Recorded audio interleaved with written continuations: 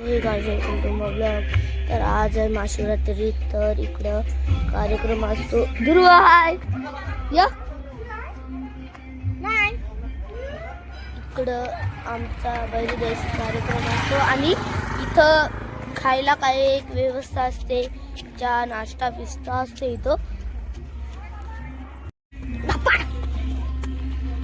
से हाय Anshu